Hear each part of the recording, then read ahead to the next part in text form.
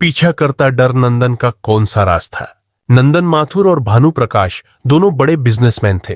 साथ खाने पीने और ऐश करने वाले भानु विदेश गया तो एक जैसे दो मोबाइल ले आया, एक अपने लिए दूसरा दोस्त के लिए। लेकिन नंदन ने उसका तोहफा नहीं लिया। फिर भानु ने उसी मोबाइल को हथियार बनाकर नंदन को ऐसा नाच नचाया कि उस रात सर्दी कुछ ज्यादा ही थी, लेकिन आम लोगों के लिए, अमीरों के लिए नहीं। अमीरों की वह ऐशगाह भी शीतलहर से महरूम थी, जिसका रूम नंबर 207 शराब और शबाब की मिलीजुली गंध से महक रहा था। इस कमरे में नंदन माथुर ठहरे थे, पेशे से एक्सपोर्टर, लाखों में खेलने वाले इज्जतदार इंसान। रात के 8:45 बजे थे। कैनवास शूज से गैलरी के मखमली कालीन को रौंदता हुआ एक व्यक्ति रूम नंबर 207 के सामने पहुंचा। आत्मविश्वास से भरपूर वह व्यक्ति कीमती सूट पहने था। उसने पहले ब्रासप्लेट पर लिखे नंबर पर नजर डाली और फिर विचित्र सा मुंह बनाते हुए डोरबेल का बटन दबा दिया। दरवाजा खुलने में 5 मिनट लगे। कमरे के अंदर लैंप शेड की हल्की सी रोशनी थी, जिसमें दरवाजे से अंदर का पूरा दृश्य देख पाना संभव नहीं था। अलबत्ता कमरे के बाहर गैलरी में पर्याप्त प्रकाश था। नंदन माथुर सर्दी के बावजूद मात्र बनियान व लुंगी पहने थे। उनके बाल भीगे थे और ऐसा लगता था जैसे बाथरूम से निकल कर आ रहे हों। दरवाजे पर खड़े व्यक्ति को देख नंदन का समूचा बदन कंपा कर रह गया। उन्होंने घबराए स्वर में कहा, भानु, तुम इस वक्त ऐसे आश्चर्य से क्या देख रहे हो? मैं भूत थोड़े ही हूं।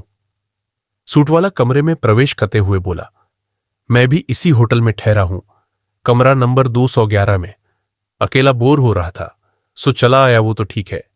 लेकिन नंदन माथुर दरवाजा खुला छोड़कर भानु के पीछे पीछे चलते हुए बोले, लेकिन बाद में करना, पहले दरवाजा बंद करके कपड़े पहन लो, सर्दी बहुत तेज है।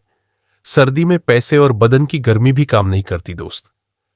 भानु कुर्सी पर बैठते हुए व्यंग्य से बोला, इतनी ठंड में नहा रहे थे, लगता है पैसे की गर्मी कुछ ज्यादा ही है तुम्हें। नंदन की टांगें थरथरा रही थीं। कुर्सी पर पड़ा तौलिया उठाकर गीले बाल पोंछते हुए उन्होंने सशंकित स्वर में पूछा, तुम्हें कैसे पता चला कि मैं यहां ठहरा हूं? चाहने वाले कयामत की नजर रखते हैं दोस्त। भानु ने उठकर दरवाजे की ओर बढ़ते हुए व्यंग्य किया, आया हूं तो थोड़ी देर बैठूंगा भी, तुम कपड़े पहन लो, फिर आराम से सवाल करना। भानु ने दरवाजा बंद किया तो नंदन माथुर का दिल धक धक करने लगा। नंदन चाहते थे कि भानु किसी भी तरह चला जाए, जबकि भानु जाने के मूड में कतई नहीं था।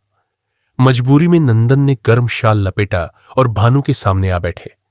उनके चेहरे पर अभी भी हवाइयां उड़ रही थीं। बैठते ही उन्होंने लड़खड़ाती आवाज में पूछा, तुम्हें पता कैसे चला मैं यहां ठहरा हूं? इत्तफाक ही समझो।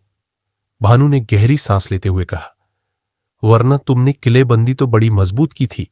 अशरफ खान साहब उर्फ नंदन माथुर।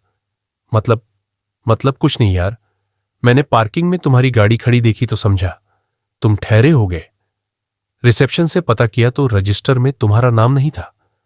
मैंने सोचा 2 बजे तक तो तुम ऑफिस में थे, उसके बाद ही आए होगे। यहां 4-5 बजे पहुंचे होंगे। मैंने रिसेप्शनिस्ट से 4 बजे के बाद आने वाले कस्टमर्स के बारे में पता किया तो पता चला केवल एक मुस्लिम दंपत्ति आए हैं जो कमरा नंबर 207 में ठहरे हैं। मैं सोचकर तो यही आया था कि इस कमरे में अशरफ खान और नाजिया खान मिलेंगे, लेकिन दरवाजा खुला तो नजर आए तुमने और भाभी ने धर्म परिवर्तन कब किया नंदन? नंदन माथुर का चेहरा सफेद पड़ गया। जवाब देते नहीं बना। उन्हें चुप देख भानु इधर उधर ताक झांक करते हुए मुस्कुराकर बोला, लेकिन भाभी हैं कहां? कहीं बाथरूम में तो नहीं है? बाथरूम में हो तो बाहर बुला लो, ठंड बहुत है, कुल्फी बन जाएंगी। फिलहाल तुम जाओ Bhanu, please don't disturb me, हम सुबह बात करेंगे।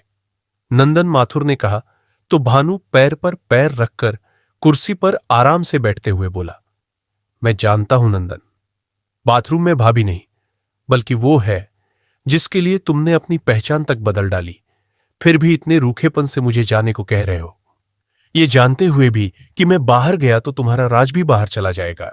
तुम क्या चाहते हो? नंदन ने आवाज थोड़ी तीखी करने की नाकाम कोशिश करते हुए कहा।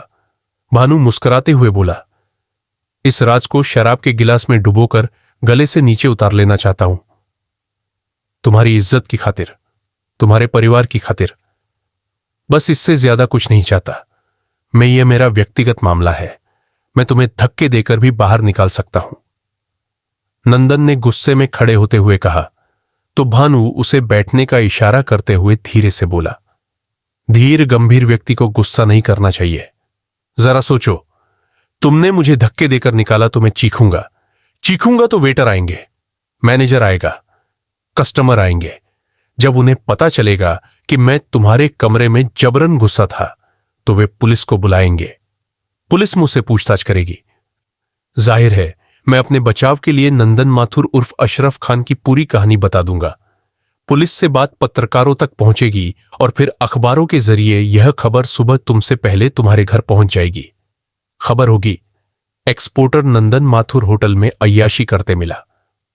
मेरा ख्याल है तुम ऐसा कतई नहीं चाहोगे। पल भर में ही नंदन की सारी अकड़ डीली पड़ गई। उन्होंने बैठते हुए थकी सी आवाज में पूछा, क्या चाहते हो? तुम सिर्फ 2 पैग व्हिस्की पीनी है। तुम्हारे और उसके साथ व्हिस्की नहीं है मेरे पास। नंदन ने रूखे स्वर में कहा तो भानु इधर उधर ताक झांक करते हुए बोला, क्यों झूठ बोलते हो यार? पूरा कमरा तो महक रहा है। मेज के नीचे 2 खाली गिलास रखे थे।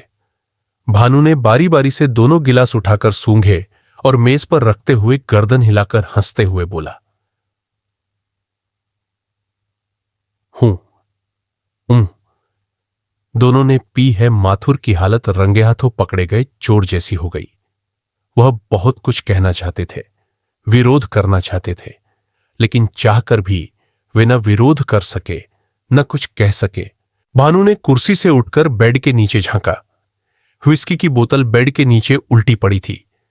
भानु बोतल उठकर देखते हुए बोला, वाह विंटेज, अच्छी चीज है। शबाब के साथ शराब भी तो बढ़िया होनी चाहिए। शराब की बोतल हाथ में उठाए भानु फिर कुर्सी पर आ बैठा। वह बोतल को एक हाथ में ऊपर उठाकर देखते हुए बोला, दोनों ने 2-2 पैक पिए हैं। इतनी सर्दी में 2 पैक से क्या होता है? बोतल मेज पर रखकर भानु ने मेज के नीचे फिर ताक झांक की। मेज के नीचे 2 प्लेटें रखी थीं। उसने दोनों प्लेटें उठाकर मेज पर रख दी। एक प्लेट में भुने काजू थे, दूसरी में सलाद। भानु प्लेटों की ओर इशारा करते हुए बोला, मुझे काजू और सलाद पसंद नहीं है, मुझे नॉनवेज चाहिए। रूम सर्विस को फोन करके खाली गिलास, सोडा और रोस्ट चिकन लाने को बोलो। नंदन माथुर किंकर तव्य विमूढ़ से बैठे थे। उन्हें चुप देख भानु बोला, एक काम करो, पहले उसे बाहर बुला लो, ठंड में अकड़ जाएगी। हां, उससे बस इतना ही कहना कि मैं तुम्हारा दोस्त हूं। नंदन माथुर जड़वत बैठे थे, चेहरे पर तनाव, आंखों में विचित्र सा भय। भानु खड़े होकर उनका कंधा थपथपाते हुए बोला, दोस्त, कोई गलत इरादा नहीं है मेरा। जिंदगी जीने का सबका अलग अलग ढंग होता है। यकीन करो, तुम्हारा ये राज इस कमरे से बाहर नहीं जाएगा। चलो उठो, बुला लो उसे। मन मारकर नंदन माथुर उठे और बाथरूम की ओर बढ़ गए। भानु दोनों हाथ पीछे बांधे वहीं खड़ा रहा। नंदन ने बाथरूम का दरवाजा नॉक करते हुए धीरे से आवाज दी, बाहर आ जाओ। पहले बाथरूम की कुंडी खुलने की आवाज आई, फिर दरवाजा खोलकर एक युवती ने बाहर झांका। नंदन बाथरूम के बाहर ही खड़े थे। वह उसे देखते ही बोले, डरो मत, एक दोस्त है। अचानक चला आया 25-25 साल की वह गौरांगी गुलाबी नाइटी में बड़ी खूबसूरत लग रही थी। ठंड के मारे उसका बुरा हाल था।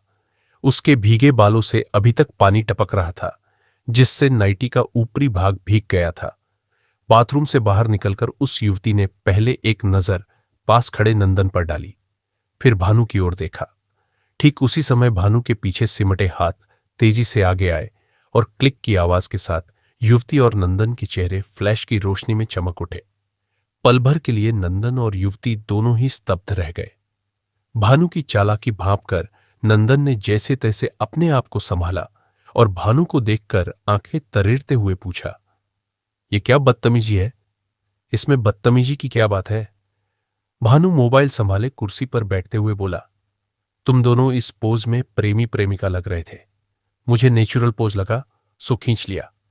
ऐसे पोज रोज रोज थोड़े ही बनते हैं नंदन। और वह युवती अभी तक सहमे खड़े थे। तभी भानु ने उनकी ओर देखकर मोबाइल वाला हाथ ऊपर उठाते हुए कहा, वंस मोर नंद बाबई तक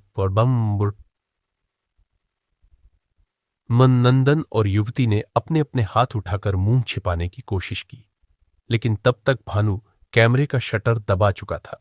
भानु मोबाइल जेब में डालते हुए बोला, नंदन, तुम तो ऐसे डर रहे हो जैसे मैं कोई ब्लैकमेलर हूं। डरो मत दोस्त, मेरा कोई भी गलत इरादा नहीं है। इरादा तो मैं तुम्हारा समझ गया हूं, नंदन ने गुस्से में कहा। भानु संभल कर बैठते हुए बोला, समझ गए हो तो और भी अच्छा है, मुझे अपनी बात कहने की जरूरत नहीं पड़ेगी। नंदन तो डरे हुए थे ही, युवती उनसे भी ज्यादा डर गई थी। उसने मुंह फेरकर तौलिया उठाया और ड्रेसिंग टेबल की ओर बढ़ गई। नंदन भानु के पास आ खड़े हुए और उससे पूछा, तुम चाहते क्या हो? भानु सिर्फ 2 पैग व्हिस्की। भानु लड़की की ओर इशारा करके बोला, तुम्हारे और उसके साथ? क्या नाम है उसका? भाड़ में गया नाम। मुझे यह बताओ, मैंने तुम्हारा कुछ बिगाड़ा है क्या? मैं भी तुम्हारा कुछ नहीं बिगाड़ूंगा। मेरे ख्याल से 2 पैग व्हिस्की पिलाने से तुम्हारा कुछ नहीं बिगड़ेगा। बात व्हिस्की की नहीं है, तुम चाहो तो पूरी बोतल ले जाओ। तो क्या बात है, तुम्हारे चेहरे पर हवाइयां क्यों उड़ रही है? ये फोटो क्या है? ये सब मुझे पोज अच्छा लगा, खींच लिया। तुम्हें अच्छा नहीं लगा, बनवाकर तुम्हें दे दूंगा। इसमें डरने की क्या बात है? फोन से डिलीट कर दो प्लीज। मुझसे फोटो डिलीट करने को कह रहे हो और खुद 2 पैग व्हिस्की नहीं पिला सकते? दो क्या 4 पैग पिलाऊंगा? पहले फोटो डिलीट कर दो। ठीक है, डिलीट कर दूंगा, लेकिन 2 पैग पीने के बाद। रूम सर्विस को फोन करके गिलास सोडा और रोस्ट चिकन का ऑर्डर दो। मजबूरी थी। नंदन ने रूम सर्विस को फोन करके भानु के मन मुताबिक ऑर्डर दे दिया। कमरा वातानुकूलित था, अंदर ज्यादा ठंड नहीं थी। बाथरूम के बाहर आकर युवती को काफी राहत मिली थी। जब तक वेटर सामान लेकर आया तब तक नंदन और भानु के बीच कोई बात नहीं हुई। इस बीच भानु बैठा हुआ फिल्मी गीत गुनगुनाता रहा। आज की रात वेटर सामान दे गया तो भानु ने पहले अपना पैक बनाया, फिर मेज के नीचे से 2 गिलास निकालकर उनमें व्हिस्की डाली। उसे तीसरे गिलास में व्हिस्की डालते देख नंदन ने पूछा, तीसरा पैक क्यों बना रहे हो उसके लिए? भानु ने लड़की की ओर इशारा करके कहा, वो नहीं पिएगी, तुम्हें कैसे पता? ये तो उसकी इच्छा पर निर्भर है। सामने आकर बैठेगी तो खुद ब खुद इच्छा हो जाएगी। मैंने कहा ना, नहीं पिएगी, नंदन तीखी आवाज में बोले। तो भानु ने उनकी आंखों में झांकते हुए व्यंग्य से कहा, वो तुम्हारी बीवी है जो तुम्हारे इशारों पर नाचेगी। नंदन का मन कर रहा था अपने बाल नोच लेने का।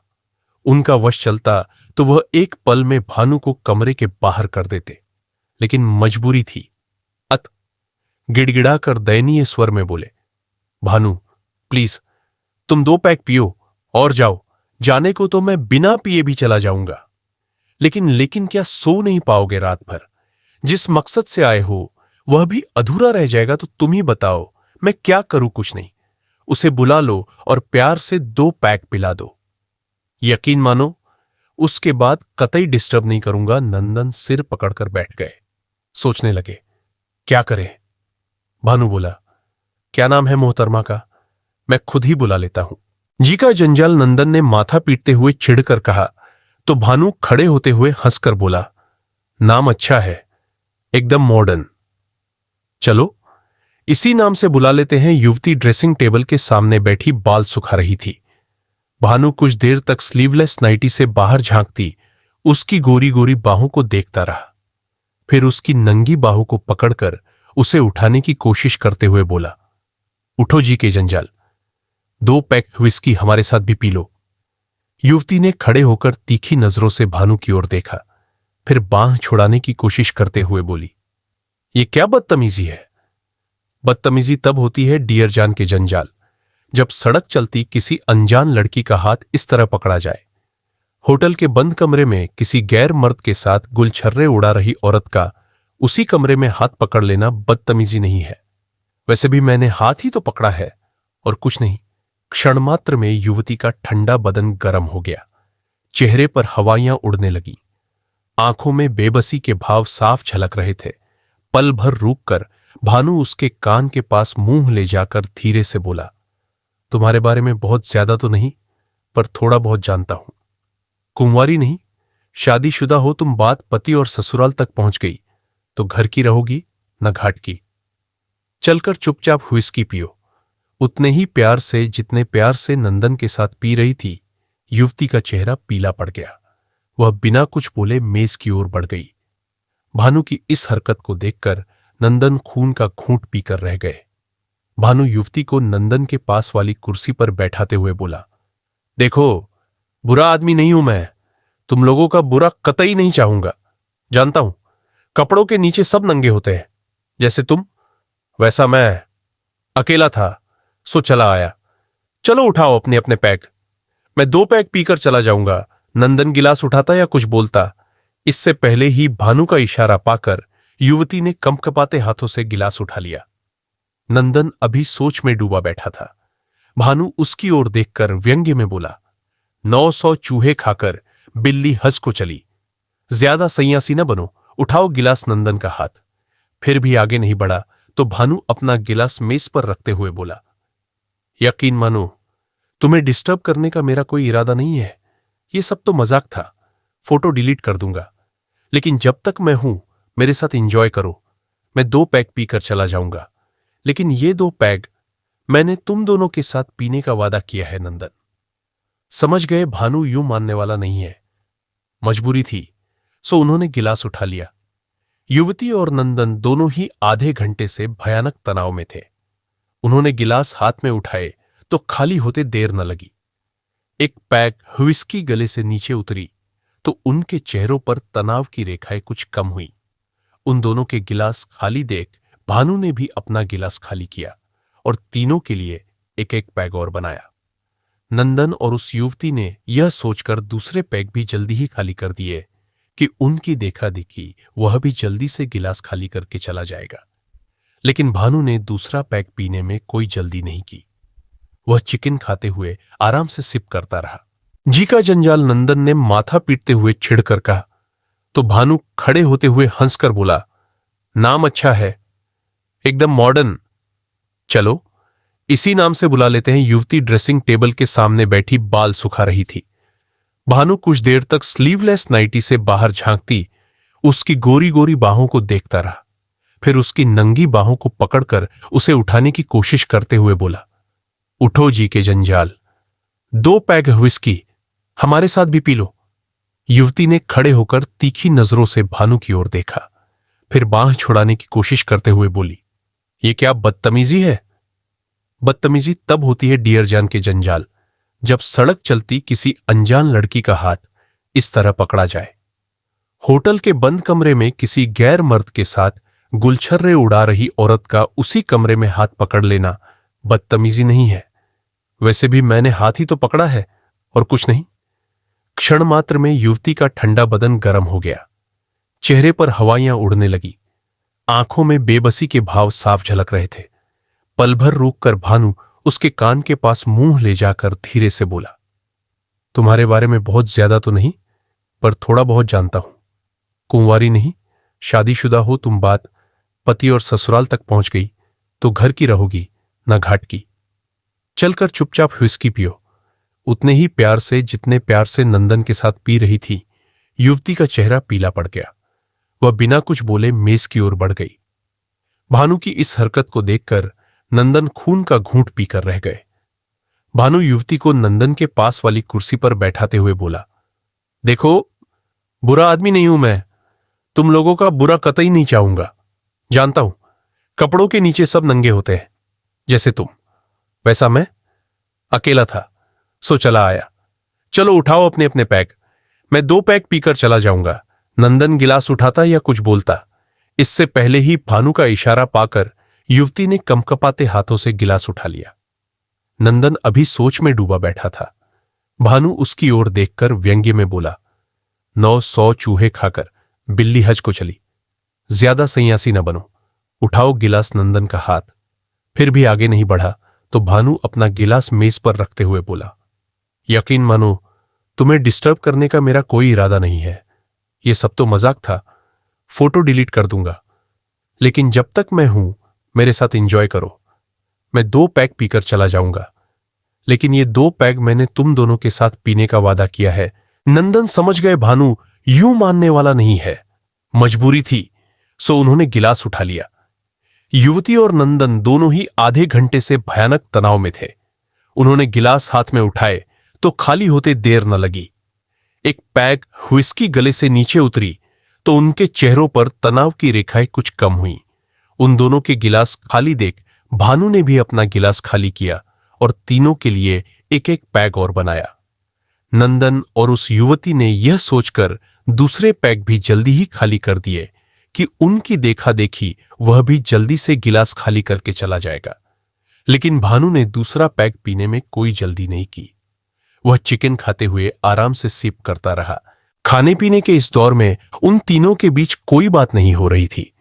बीच में कुछ बोलता भी था तो केवल भानु। नंदन और युवती के गिलास खाली देख भानु ने उनके गिलासों में व्हिस्की डालनी शुरू की तो नंदन ने चौंकते हुए कहा, "ये क्या कर रहे हो भानु?" "पैग बना रहा हूं।" "अपने लिए नहीं, तुम दोनों के लिए," भानु मुस्कुराते हुए बोला। "तुम्हें मेरा साथ देना है ना, मेरे 2 पैग तक। यही तो तय हुआ है नंदन।" भानु की चालाकी समझ गए। गलती उनकी ही थी जो उसे जल्दी भगाने के चक्कर में जल्दी से दोनों पैग चढ़ा गए। उन्होंने मन ही मन फैसला किया कि अब धीरे धीरे सिप करेंगे। उन्होंने ही नहीं, युवती ने भी इस पर अमल किया। लेकिन भानु के बार बार अनुरोध पर जब उन दोनों ने गिलास हाथों में उठाए तो भानु ने गजब की फुर्ती से मोबाइल निकाला और वे लोग कुछ समझ पाते इससे पहले ही दोनों का साथ साथ पीते हुए एक स्नैप ले लिया। उस वक्त तक नंदन पर नशा हावी हो चुका था। वह गिलास मेज पर रखकर खड़े होते हुए गुस्से में बोले, "भानु, मैं मार डालूंगा तुम्हें। तुम ब्लैकमेल करना चाहते हो मुझे।" भानु ने भी अपना गिलास मेज पर रख दिया और मोबाइल जेब में डालकर खड़े होते हुए शांत स्वर में बोला, "बात दोस्ती की चल रही थी और तुम दुश्मनी पर उतरने लगे। क्या इसके पहले तुमने मेरे साथ कभी शराब नहीं पी? हर दूसरे तीसरे दिन तो। और हां, हिम्मत है मुझे मार डालने की जो आदमी अपनी प्रेयसी के साथ अपने शहर, अपने घर में ऐश करने की हिम्मत नहीं जुटा सकता, वह किसी को क्या मारेगा? तुम में अगर गैरत होती तो इस खूबसूरत छलावे की जगह अपनी पत्नी और बच्चे के बीच होते। हिम्मत होती तो इसे लेकर अपने शहर से 80 किलोमीटर दूर यहां ना आए होते। बहुत हो चुका, चुपचाप बैठो और अपना गिलास खाली करो।" नंदन को गुस्सा आया जरूर था, पर अपनी स्थिति का ख्याल आते ही काफूर हो गया। वह हारे जुआरी की तरह बैठ गए और एक ही बार में गिलास खाली कर दिया। उनके खाली गिलास में व्हिस्की डालते हुए भानु युवती की ओर देखकर बोला, "तुम लोग मुझे बिल्कुल गलत समझ रहे हो। मैं पहले ही बता चुका हूं कि मैं तुम्हें ब्लैकमेल नहीं करूंगा, बल्कि तुम लोगों के साथ एंजॉय करना चाहता हूं, वह भी सिर्फ 2 पैग तक। फिर ये फोटोबाजी की क्या जरूरत है?" नंदन ने तुनक कर पूछा तो भानु उनकी आंखों में आंखें डालकर बोला, "मैंने कह तो दिया, जाने से पहले फोटो डिलीट कर दूंगा।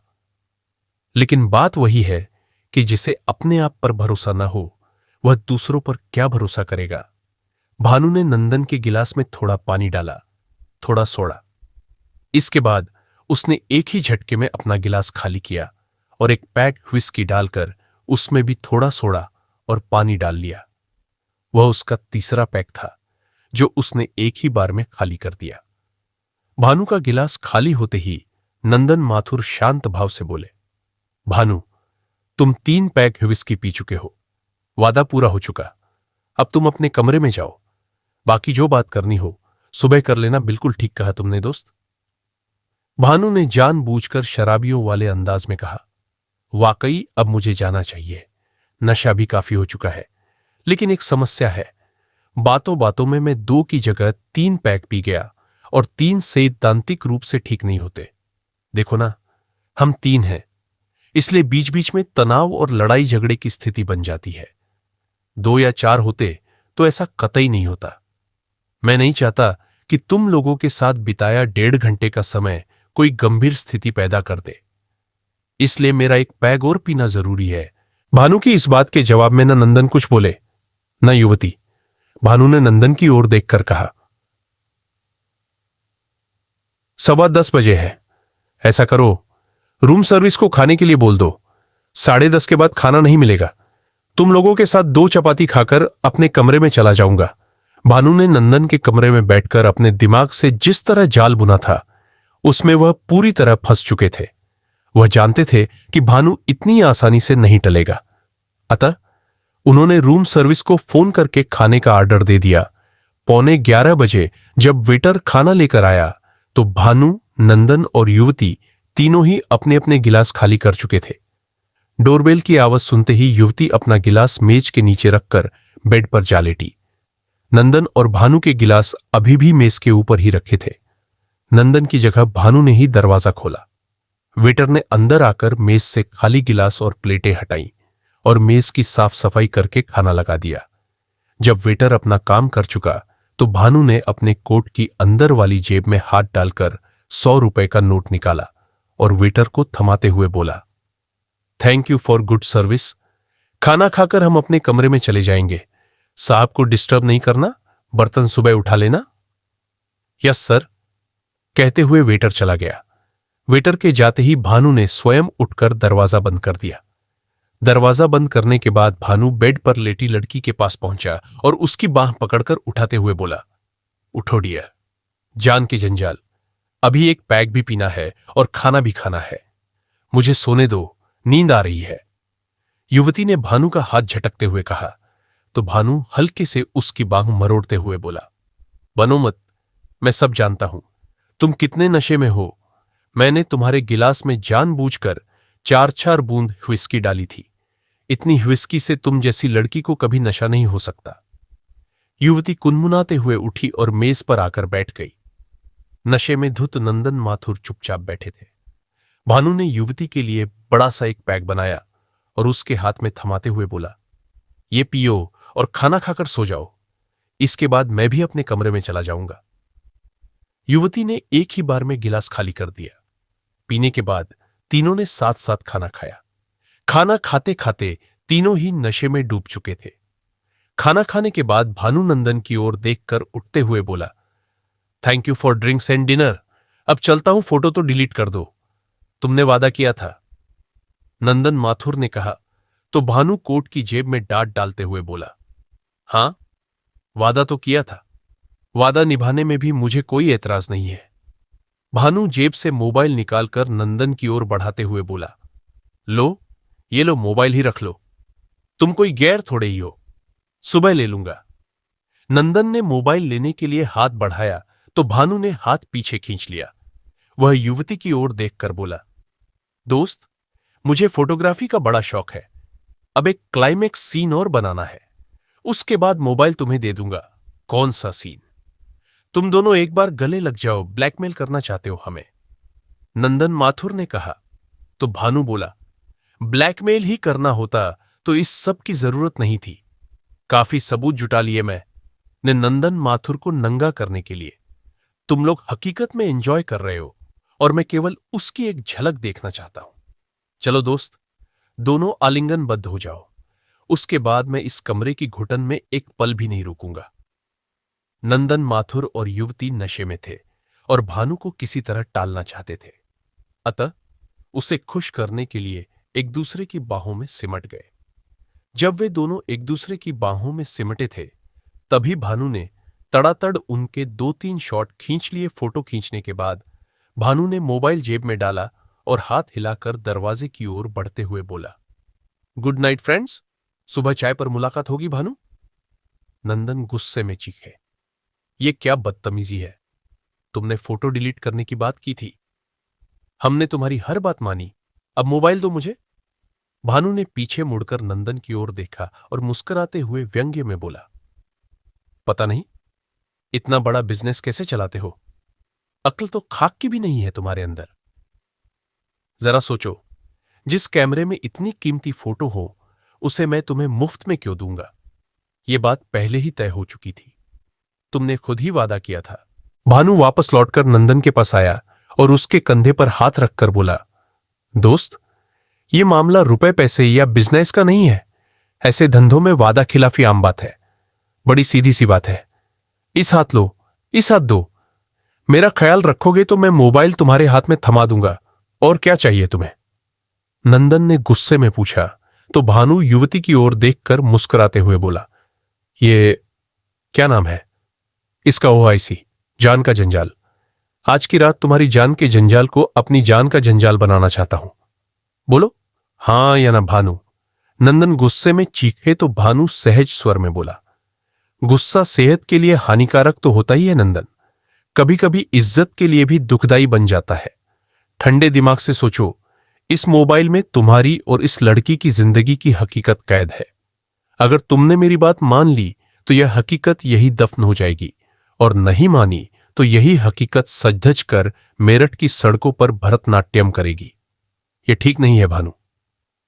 नंदन माथुर हथियार डालते हुए परेशान होकर बोले, किसी की इज्जत से इस तरह खेलना ठीक नहीं है। मैं इज्जत से कहां खेल रहा हूं, मैं तो सिर्फ अपना हक मांग रहा हूं। भानु युवती की ओर देखकर बोला, बंद कमरे में तुम एक जवान लड़की के साथ ऐश कर सकते हो, तो क्या मैं नहीं कर सकता? मैं तो उम्र में भी तुमसे 1-2 साल छोटा ही हूं। ये लड़की काल गर्ल नहीं है भानु, मेरी तुम्हारी प्रेमिका है। भानु नंदन का वाक्य पूरा करते हुए व्यंग्य से बोला, 2 बच्चों के बाप और 40 साल आदमी की 24 साल कोई प्रेमिका भी हो सकती है, यह आज पहली बार पता चला। यह भी आज पहली बार जाना कि कोई शादीशुदा लड़की अधेड़ उम्र के अपने प्रेमी के लिए मायके जाने के नाम पर पति को धोखा देकर ऐश करने के लिए मेरठ से दिल्ली आ सकती है। पल भर रुककर भानु युवती की बगल में खड़ा होते हुए बोला, जो लड़की मान मर्यादा और पति को छोड़ अपने से 1.5 गुनी उम्र वाले मर्द की बाहों में सिमट सकती है, वह काल गर्ल से कम नहीं होती। तुम्हें क्या फर्क पड़ता है? जैसा तुम्हारा पति वैसा ही नंदन और वैसा ही मैं। इज्जत का जरा भी ख्याल है तो हां कर दो नंदन। समझ चुके थे कि बाजी भानु के हाथों में है। अपनी इज्जत बचाने के लिए उन्हें मोबाइल हासिल करना जरूरी लगा। सोच विचार कर उन्होंने लड़की से बात की। युवती भी जान चुकी थी कि इज्जत बचाने का एक ही विकल्प है कि वह भानु के साथ जाए। उसने हां कर दी तो नंदन भानु से बोले, मोबाइल दो, सुजाता तुम्हारे कमरे में जा रही है। भानु ने इस बार कोई नानुकुर नहीं की। सुजाता का हाथ थामते हुए उसने जेब से मोबाइल निकालकर नंदन की ओर बढ़ा दिया। जाते जाते वह नंदन की ओर देखकर बोला, दोस्त बुरा मत मानना, इस पर दिल आ गया था, इसलिए इतना प्रपंच करना पड़ा। 2 घंटे बाद इसे वापस भेज दूंगा। सोना नहीं, इंतजार करना। भानु सुजाता के साथ कमरे से बाहर निकल गया। नंदन मोबाइल हाथ में थामे खड़े रह गए। मोबाइल गौर से देखा तो याद आया, भानु पिछले महीने विदेशी टूर से लौटा था तो एक जैसे 2 मोबाइल लेकर आया था, एक अपने लिए एक उनके लिए, लेकिन उन्होंने लेने से इनकार कर दिया था। देखा, उस मोबाइल में उनका और सुजाता का कोई फोटो नहीं था। इसका मतलब भानु ने उन्हें दूसरा मोबाइल थमा दिया था। हालांकि भानु ने कमरा नंबर बताया था, पर उन्हें भरोसा नहीं था कि उसने सच बोला होगा। रात में तमाशा करना उन्हें वैसे भी ठीक नहीं लगा। वह बेड पर जा लेटे, लेकिन नशे के बावजूद वह सो नहीं सके। 2 घंटे बाद जब सुजाता वापस लौटी तो वह जाग रहे थे। सुजाता नशे में भी थी और थकी हुई भी वह आते ही सो गई, लेकिन नंदन माथुर रात भर नहीं सो सके।